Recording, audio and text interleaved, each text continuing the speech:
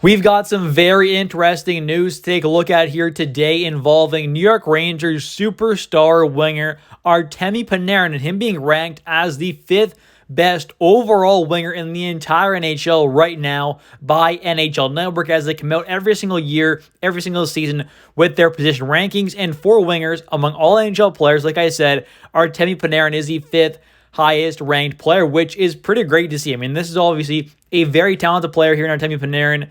At moments throughout the playoffs, he can definitely be a little underwhelming, which we'll kind of take a look at and talk about later on in this video. But I think overall, Panarin is still a superstar level player, especially in the regular season. So in today's video, we're going to take a look at Artemi Panarin, kind of what he did this past season, but also kind of take a look at going forward in this upcoming season, kind of what we can expect and hope for from Panarin throughout the regular season as well as the playoffs, who could possibly play with throughout this season on a line with, as well as take a look at NHL Network's list, which we will do right now.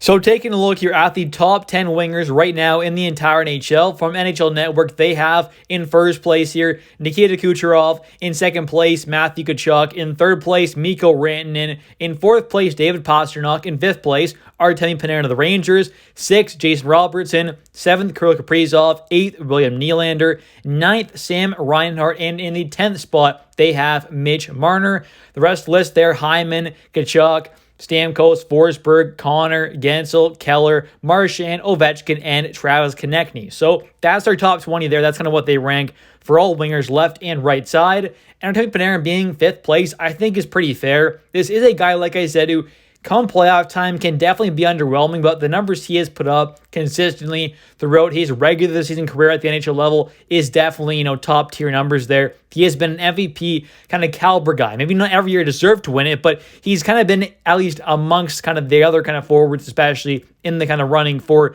the MVP award, the Hart Trophy, multiple times. He hasn't obviously won it quite yet, but he definitely has been a kind of around those kind of top tier guys. He is a very talented offensive winger. We know that. Defensively can be a bit of liability at moments, but offensively is going to be that line driver there. He's going to produce an amazing amount of points there, whether it's goals or assists, as he did have a career high in goals and points this past season as a 32-year-old, and we'll take a look at his stats in a minute. But I think Artemi is a guy who, guessing, will more than likely stick alongside guys like Trocheck and Lafreniere for the most part of this season. Maybe we see them try and switch things up there while, putting Panarin maybe on a different line, possibly playing alongside guys like, Zibanejad and maybe it's another guy, and kind of drop Kreider down to the line alongside guys like Trocheck and Lafreniere. Maybe move Lafreniere up alongside guys like, Zibanejad and Kreider. So there are a lot of different kind of combinations they could go for, but in my opinion, I think they probably should and more than likely will stick with the Panarin, Trocheck, and Lafreniere line, which I think probably should stay together. They were so good offensively last year. They were one of the top tier lines in all of hockey offensively for forwards. Defensively, weren't the best, but still offensively, they were absolutely fantastic and definitely outscored their kind of defensive woes at moments. So I don't think that's too big of a deal there, but the big question is, come playoff time, can he actually show up and get the job done and really kind of perform like he does in the regular season there? Obviously, come playoff time, these type of players who are these kind of not great defensive guys, not really tough and gritty players, sometimes they don't translate the best into the playoffs, which we have kind of seen from Panarin there. He's put up some decent point totals at moments, but overall, his just kind of play hasn't quite been as effective and as impactful, I would say, from obviously what we have seen throughout, the past in the regular season as well. So hopefully that can kind of carry over there and he can be that true dominant MVP caliber guy that we have seen at moments with the regular season, but bring that into the playoffs. That would be very, very massive for this Rangers team. But quickly jumping back to that list there, I do think it's a pretty fair spot being in fifth place there. Kucherov, Tkachuk, Rantanen, and Pastrnak are all guys that I would take more than likely over a guy like Panarin there, not counting the age even just for this upcoming season. I would definitely take those four wingers over him. Jason Robertson, Kaprizov, Nylander, the next kind of three guys behind him.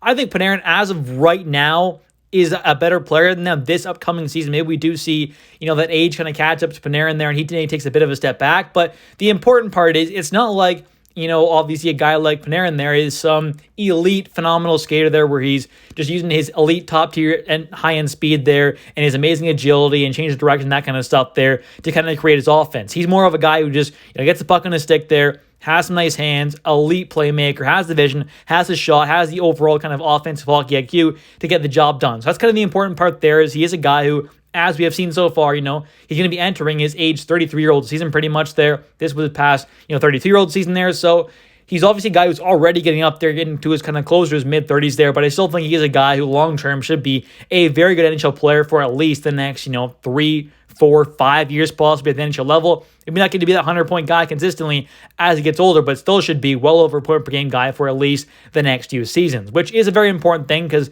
his contract's not quite up there for another year or two. So obviously, with that kind of in mind there, his contract's ending fairly soon. He does have one more year after this upcoming season, so 2 more years left of that massive contract at 11.6. Him and Trouba kind of end at the exact same time as well, which is kind of nice. They're obviously two kind of older guys there who you could argue at moments are overpaid. And come playoff time, maybe you want to say Panarin is a bit overpaid, but throughout the regular season there, Panarin has still been an elite top-tier performer for this team, which is definitely very important.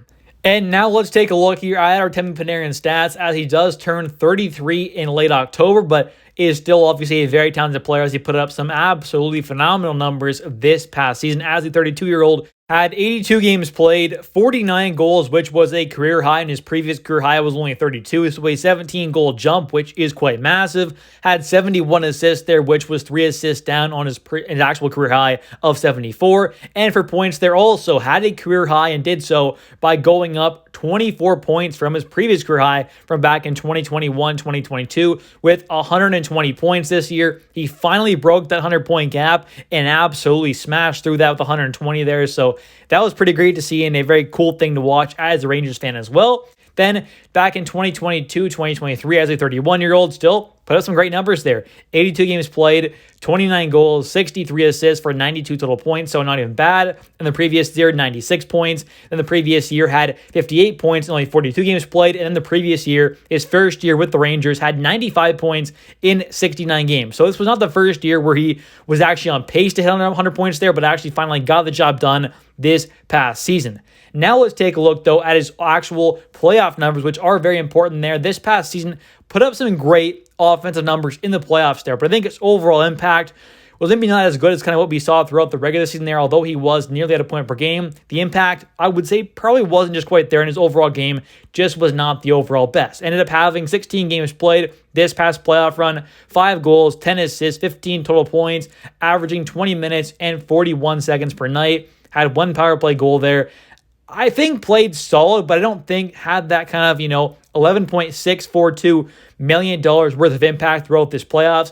Just under a point per game is not bad, but the overall impact was just not there. The previous season against the Devils there in that first round exit had only 2 points there, 2 assists in 7 games played. But then against Tampa there, when the Rangers went all the way to the Eastern Conference Finals and lost in Game 6 there against Tampa, he ended up having 16 points in 20 games played.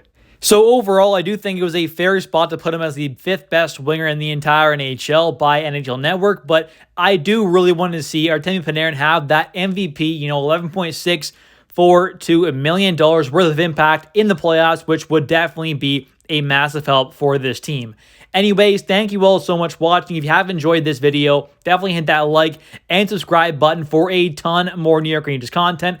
As we get closer to this upcoming season, I will continue with the daily New York Rangers videos like I did throughout the entire season of this past one. So definitely stay tuned if you're a Rangers fan for a ton more New York Rangers content. And there's no better place to be on YouTube than this channel. And also, if you want to go check out my X, I can post a decent amount on there about the Rangers. Definitely check that out, linked in the description. Thanks for watching. I'll catch you next one. See ya.